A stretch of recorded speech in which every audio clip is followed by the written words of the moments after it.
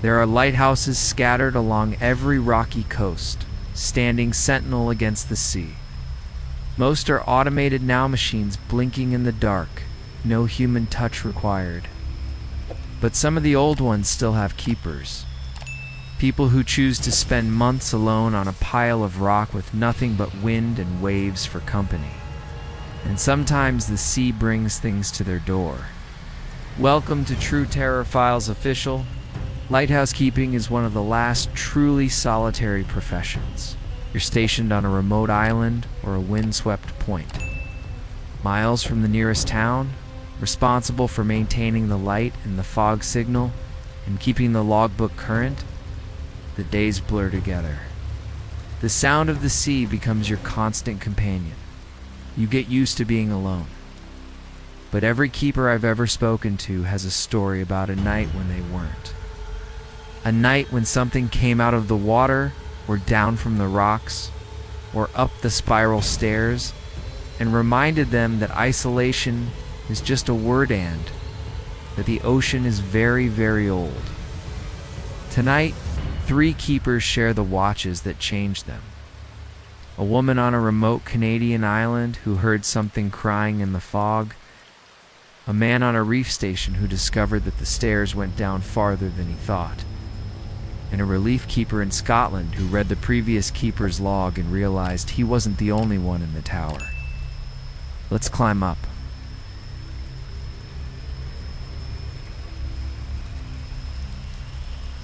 Audra Pembroke had been the keeper at St. Alban's Light for 3 seasons, and she'd come to love the brutal solitude of the place. The lighthouse stood on a bare rock island off the coast of Newfoundland, accessible only by helicopter or a treacherous boat landing that was unusable half the year. Her duties were straightforward: maintain the light, log the weather, and keep the diesel generators running. The fog was the worst part. It rolled in thick and silent, muffling the world, turning the lighthouse into a pillar of light suspended in gray nothing. On a night in late October, the fog came in heavier than Audra had ever seen it. She'd done her evening rounds, checked the light mechanism, and was sitting in the keeper's quarters with a book when she heard it. A cry, faint, distant, carried on the wind. At first, she thought it was a seabird, but then it came again, longer, more desperate. A baby, crying somewhere out in the fog. Audra's blood ran cold. There were no babies on St. Albans. There were no people at all for 50 miles in any direction. She grabbed her heavy coat and her flashlight and stepped out onto the gallery deck that wrapped around the lantern room. The fog was so thick she could barely see the railing. The beacon swept overhead, a brilliant blade of light cutting through the gray, but it revealed nothing. The crying continued. It was coming from the rocks below, on the eastern side of the island, where the waves crashed against the cliffs. Audra knew every inch of St. Albans. There was no beach there, no landing, just sheer rock and churning water. Nothing could survive down there, but the crying wouldn't stop. She descended the spiral stairs, her boots echoing in the stone tower, and stepped out the base door. The fog swallowed her immediately. She aimed her flashlight toward the eastern rocks and began to walk, picking her way carefully across the wet stone. The crying grew louder. She reached the edge of the cliff and shone her light down. The beam caught the white foam of the waves, the black glisten of the rocks. And there, nestled in a crevice just above the waterline, was a bundle. Wrapped in something dark and shiny like oilskin, moving, wriggling. The crying was coming from inside it. Audra's training screamed at her to go back, to radio the mainland, to not approach. But the sound of a helpless infant, abandoned on the rocks, overrode everything. She found a narrow path down the cliff, worn by centuries of keepers checking the lower lanterns, and she descended. The crying was so loud now, right in her ears. She reached the crevice. She bent down. She pulled back the oilskin wrapping. There was no baby inside. There was a mouth. Just a mouth. Round and wet and full of small, sharp teeth, set into a mass of pale, translucent flesh that pulsed with its own slow rhythm. The mouth opened wider and spoke in the same crying voice. But now, with words she understood. Carry me up. I'm so cold down here. Carry me up to the light. Audra stumbled backward, her foot slipping on the wet rock. The thing in the crevice began to unfold tentacles or limbs. She couldn't tell, pale and glistening, reaching toward her. She scrambled up the cliff path, her hands bleeding on the sharp stone, the crying turning to a shriek behind her. She reached the top and ran for the lighthouse door. She slammed it shut and threw the heavy iron bolt. She stood there gasping, listening. The crying had stopped. But now she heard something else, a wet slapping sound. Something climbing the rocks. Something dragging itself up the cliff. Audra ran up the stairs to the lantern room and locked that door too. She sat against the cold iron of the light mechanism, the beacon sweeping overhead, and waited. The slapping sound reached the base of the tower, then it stopped. For a long, terrible moment, there was silence. Then a voice right outside the gallery windows, so close she could hear the wet click of that mouth forming words. I'll wait. The fog always comes back. By dawn, the fog had lifted. Audra went outside. There was no sign of anything on the rocks. No oilskin bundle, no pale flesh. But on the eastern cliff, pressed into the lichen, were marks. Long, dragging impressions, like something heavy had pulled itself up from the water. And at the base of the lighthouse door, a small puddle of seawater that smelled of rotten brine.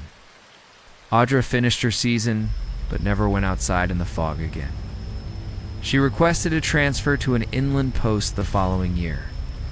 She never told her superiors what she'd seen, but she knows that on foggy nights at St. Alban's Light, if you listen closely, you can still hear a baby crying on the eastern rocks. And if you're foolish enough to go look, you might find something waiting for a ride up to the light.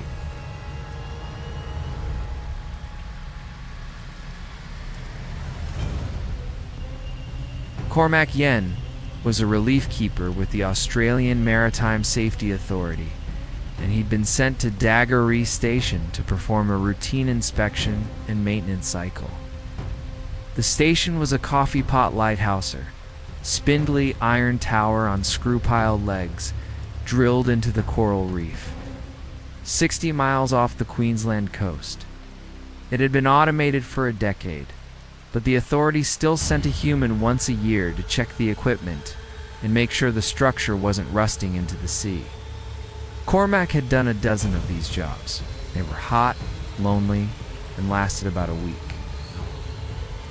The helicopter dropped him on the lower platform, and he hauled his gear up into the living quarters, a cramped circular room beneath a lantern, with a bunk, a small galley, and a spiral staircase leading both up to the light and down into the tower's legs. The first 2 days were routine. He checked the solar panels, tested the backup generator, replaced a corroded cable. On the third day, he decided to inspect the lower levels, the sections of the tower that descended through the reef into the sea itself. The blueprints showed 4 levels below the main platform: a storage level, a machinery level, a water intake, and the anchor room where the legs were bolted to the bedrock. Cormac started down the spiral stairs. The air grew cooler and wetter as he descended. The sound of the waves became a constant, echoing thrum. He passed the storage level, empty except for old paint cans and a rusted tool chest. He reached the machinery level pumps. and pipes, long silent. Then the water in Taika grated opening in the tower's side, where the sea surged in and out with each wave filling the air with spray. And then the stairs kept going. According to the blueprints, there should have been only one more level below the intake. Cormac counted the steps. He descended past where the anchor room should have been, and the stairs continued, down into darkness. He stopped. His flashlight beam illuminated the steps below him.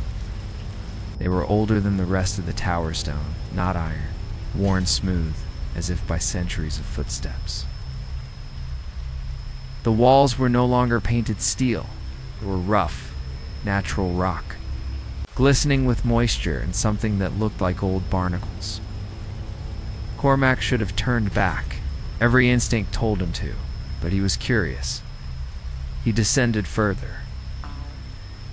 The stairs opened into a chamber, not a man-made room, a natural cave, carved by the sea over millennia. The ceiling was low, the walls covered in strange swirling patterns that might have been natural mineral deposits, or might have been something else. In the center of the chamber was a pool of black water, perfectly still, reflecting his flashlight beam like a mirror. And in the pool, just below the surface, was a face. Looking up at him was a woman. Or something that had once been a woman. Her skin was pale as moonlight, her hair floating around her head like seaweed. Eyes were open, dark, and depthless. Her mouth moved, and though he heard no sound, he understood the words. You came down. No one ever comes down anymore. Just leave the light burning up there and forget about us. Cormac took a step back. The surface of the pool rippled. The face rose slightly, the pale shoulders emerging. Stay. It's so lonely down here. The light never reaches us. Stay and keep us company. He ran up those stone stairs, his boots slipping, his flashlight swinging wildly. You could hear splashing behind him, the sound of something pulling itself out of the water. He reached the iron stairs and climbed faster than he'd ever climbed in his life, past the intake, past the machinery, past the storage, until he burst into the living quarters. He slammed the hatch that led to the lower levels and threw the locking wheel. Something hit the other side of the hatch. Once, hard. The metal dented outward, then silence. Cormac spent the remaining 4 days of his assignment in the lantern room, only descending to the living quarters for food and water. He never opened that hatch again. When the helicopter picked him up, he reported that the lower levels were structurally unsound and flooded. He didn't mention the cave. He didn't mention the pool. He didn't mention the woman in the water. But he researched Dagger Reef later, before the lighthouse was built in 1921. The reef was sacred to the local indigenous people, a place where the sea spirits dwelt, where offerings were made, where no one went unless they wanted to join the ancestors beneath the waves. The lighthouse was built anyway. The first keeper, a man named William Dagger, disappeared in 1923. His logbook was found in the lantern room, open to the last entry. It read, "I can hear them singing in the stairs. They want me to come down. I think I will." Cormac requested a transfer to a desert monitoring station. He never went near the ocean again.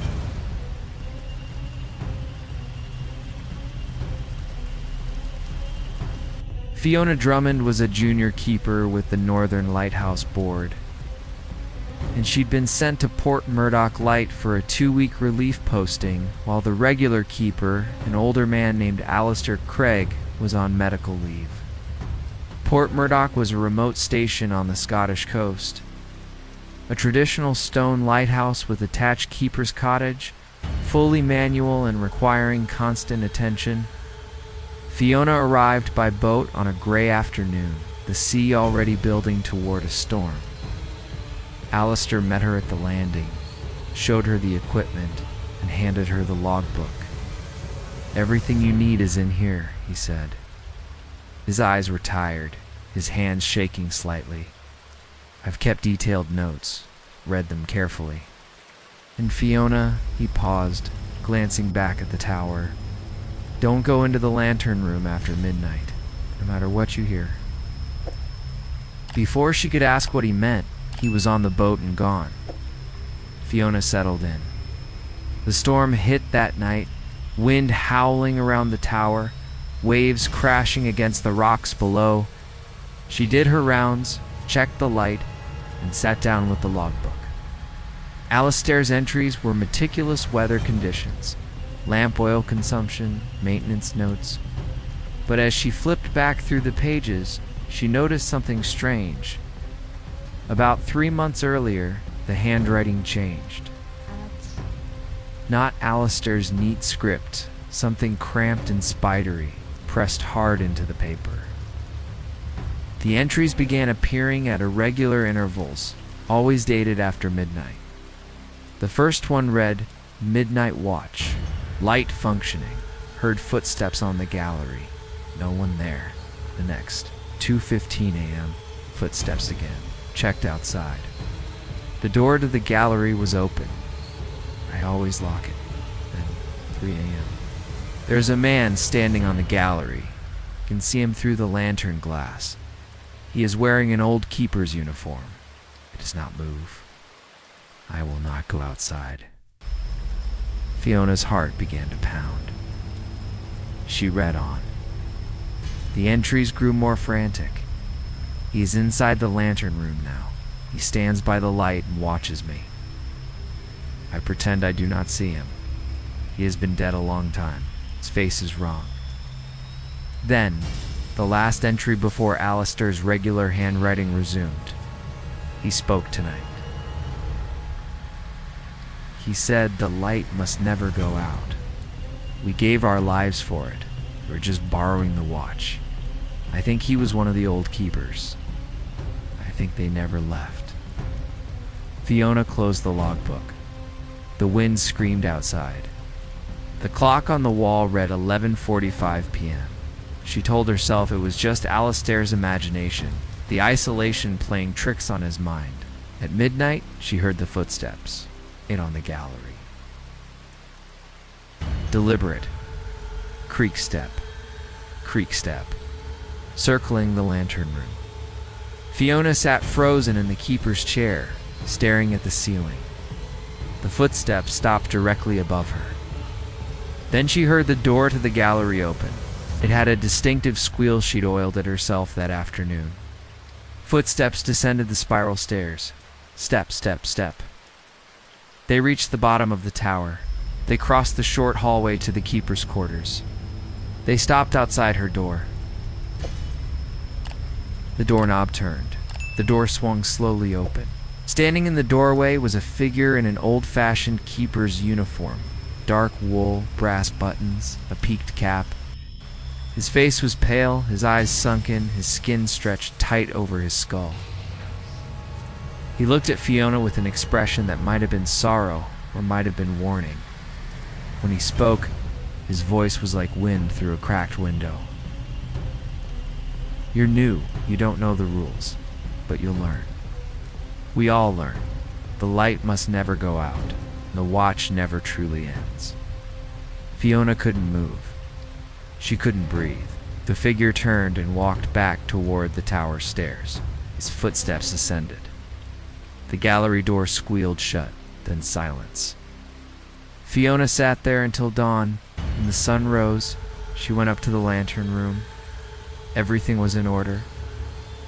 The light was burning steadily. But on the gallery, pressed into the salt crust on the railing, were handprints. Old, dry. And in the logbook, on a fresh page in that cramped, spidery handwriting, was a new entry. Midnight. New keeper arrived. She will do. The watch continues. Fiona finished her 2-week posting, She never went into the lantern room after midnight. She never spoke of what she'd seen, but she requested a transfer to a desk job in Edinburgh and never set foot in a lighthouse again. She knows the old keepers are still there, walking the gallery, watching the light. And she knows that one day, every keeper joins them. 3 lighthouses, 3 keepers, and 3 encounters with the things the sea and solitude attract. Audra Pembroke heard something crying in the fog and found a mouth waiting to be carried to the light. Cormac Yen descended stairs that went too deep and met a woman in a pool who'd been waiting for company since before the lighthouse was built. And Fiona Drummond read a logbook that revealed the old keepers never truly leave, they just join the eternal watch. The coasts are lined with these towers, automated now, but still standing, still sweeping their beams across the dark water. But if you ever find yourself alone in one, listening to the wind and the waves, remember, you might not be the only one keeping watch. This has been True Terror Files Official. If you've worked a lonely job by the sea, or spent a night in an old lighthouse and seen something you can't explain, drop your story in the comments. Like, subscribe, ring that bell. And if you're ever on night watch and you hear footsteps on the gallery above you, maybe just let them walk.